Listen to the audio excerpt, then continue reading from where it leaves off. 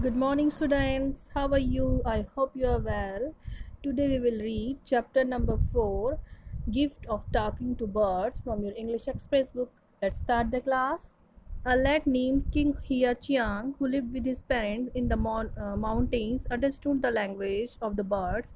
One evening, as he was studying, a flock of birds sat on a tree before his window and sang.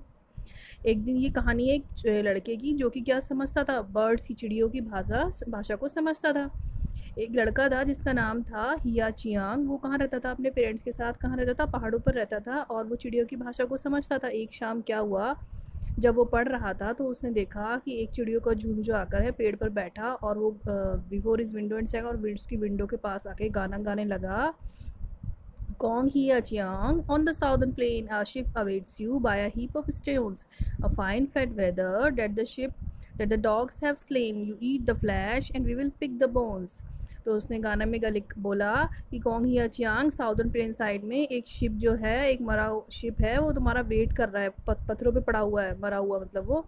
और वो कैसा है? A fine fat weather, मतलब एक weather यहाँ बोला गया शिप को कि वो अच्छे मोटा ताज़ा शिप है जो कि डॉग्स के द्वारा मारा गया है, और उसका मीट तुम खाओ और हड्डियाँ हम चुग लेंगे। Kong Hia Chiang went and brought the ship home and cooked it for dinner. The next morning, a shepherd came and said that one of his sheep was missing. He had found blood on the meadow, had followed the trail, and it had brought him to that house. Kong Chiang जाता है और ship को अपने घर पे ले आता है और क्या करता है? डिनर बनाता है उसका। और नेक्स्ट मॉर्निंग क्या होता है? शेफर्ड यानी कि जो कौन होते हैं, चरवाहा होते हैं, जो कि शिप का मालिक था, वो क्या होता है? वो देखता है कि ब्लड के निशान हैं, वो उन निशानों पे चलता जाता है और वो देखता है कि वो जो निशान है वो कोंग हिया चियांग के घर तक जा रहे हैं। Kong Hia Chiang said that he had bought in the ship which was killed by the dogs. The birds had told him about it. Nobody believed him as they thought he made up the story. He was taken to the prison. अब Kong ये Chiang बताता है कि मैंने तो उसको नहीं मारा है शिप को, वो तो डॉग्स ने मारा था। मैं तो सिर्फ क्या उसको वहाँ से लेके आया हूँ, मुझे बर्ड्स ने बताया था तो मैं उसको वहाँ से लेके आ गया उठा के। तो कोई भी उसकी बातों बिलीव नहीं करता उसकी स्टोरी पे। तो क्या होता है, वो उसको जेल में भेज देता है और उसको सज़ा हो जाती है। While he was awaiting his trial before the magistrate, a bird flying eastward perched on the wall, see him and pie. इतने में क्या होता है कि वो जेल के अंदर होता है, तो before the magistrate bird flying, तभी क्या होता है कि कुछ बर्ड्स जो होती हैं वो आती हैं ईस्टवर्ड से और दीवार पर बैठ जाती हैं और क्या करती हैं, पाइप पे बैठ जाती हैं। उसके बाद वो क्या कहती हैं? Force approach the western border, banners, bows and spears in order, while the gate lacks watch of warder.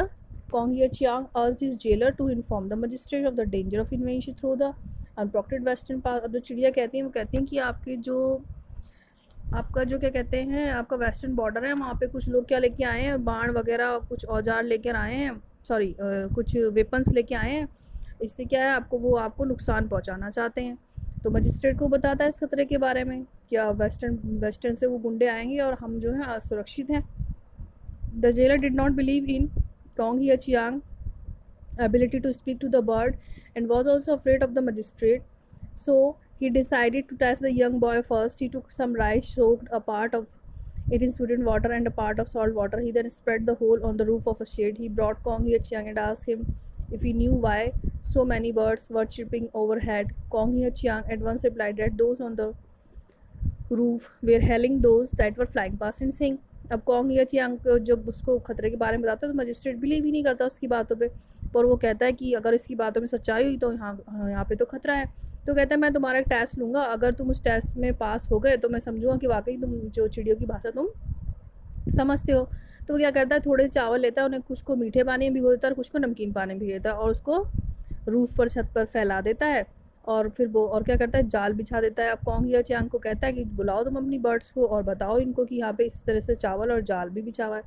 तो कॉन्ग या चियांग क्या करता है, कॉन्ग या चियांग देख चावलों पे जब वो जाल बिछाता है तो चिड़ियों को बोलता है, call a halt, here is rice fresh and white, half a sweet half a salt, stop a bite, take a bit bite.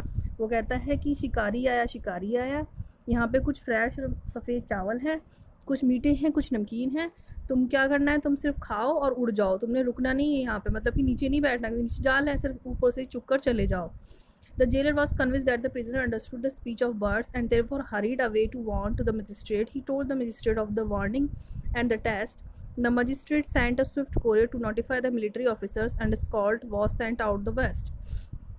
अब जो जेलर होता है वो उस प्रिजनर से, मतलब कि जो कैदी है उससे इम्प्रेस हो जाता है कि वाकई में ये तो बर्ड्स की भाषा समझ, बर्ड्स इसकी भाषा भी समझती है और ये बर्ड्स की भाषा समझता है।